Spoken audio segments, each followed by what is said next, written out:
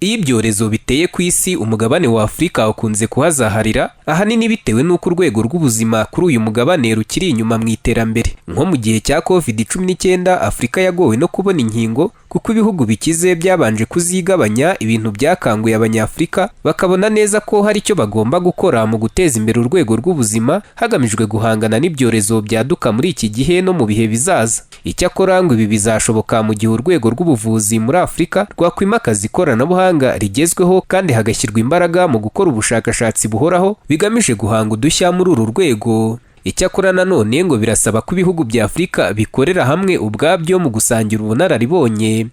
Dr. Maziyanga Risi Mazaba ahagarariye muri aka karere ikigo gishinzwe kurwanya indwara n'ibyorezo muri Afurika, Africa CDC. Munyemere nkomoze ku kibazo cy'ingutu cyugarije urwego rw'ubuzima rwacu. Impfu z'ababyeyi bapfa babyara ni ikibazo gihangayikishije ku mugabane wacu, aho dufite 2/3 by'impfu zose z'ababyeyi bapfa babyara ku isi.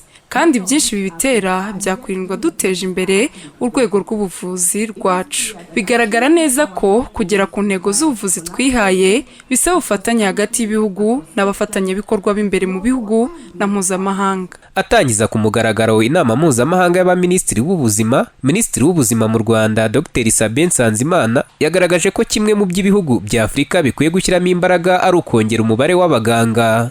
For every Minister of Health who is appointed, you think about probably 4 or 5 things. What I would call it 4S or 5S, and use 4S. Buri Minisitiri w'Ubuzima wese ugiye mu nshingano ibintu bimuza mu mutwe ni nka 4. Icya mbere ni abakozi, kuko ibyo dukora byose bisaba abakozi, ni ukuvuga abadogiteri, abaforomo n'abaforomokazi n'abajyanama b'ubuzima. Second S is space. We're talking about infrastructure.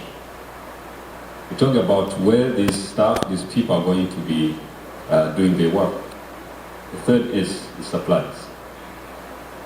Healthcare system. Icya kabiri ni aho bazakorera, inyubako. Icya gatatu ni ukugezwaho ibikoresho. Urwego rw'ubuzima rukeneye ibikoresho amasaha 24/24. Dukenera imiti, dukenera ibikoresho by'ikoranabuhanga. Icya kane ni uburyo bw'imiyoborere ituma dushyiraho imirongo migari ifasha abaturage kubona ubuvuzi buhendutse.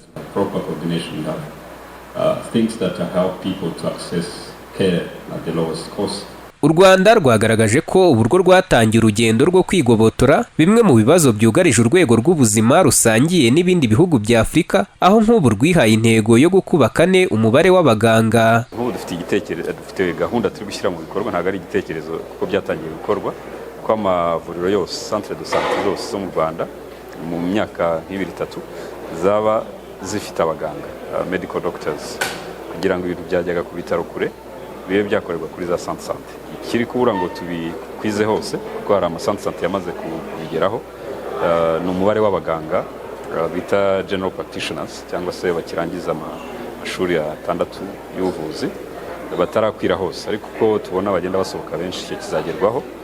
Ibyakorerwa ku bitaro bya kaminuza bimanuke ku bitaro by'uturere. Inama mpuzamahanga y'Abaminisitiri b'Ubuzima ibera i Kigali ni ubwa mbere ibaye kuri uru rwego, ikaba yaritabiriwe n'Abaminisitiri b'Ubuzima bo mu bihugu bitandukanye byiganjemo ibya Afurika, abashoramari mu rwego rw'ubuzima, inzobere mu buvuzi n'abandi. Kandi mu minsi 2 izamara abayitabiriye ngo bazigira hamwe icyakorwa kugira ngo Afurika igire urwego rw'ubuzima rukomeye hagamijwe kugira ejo heza h'Abanyafurika. Daniel Hakizimana, Flash TV.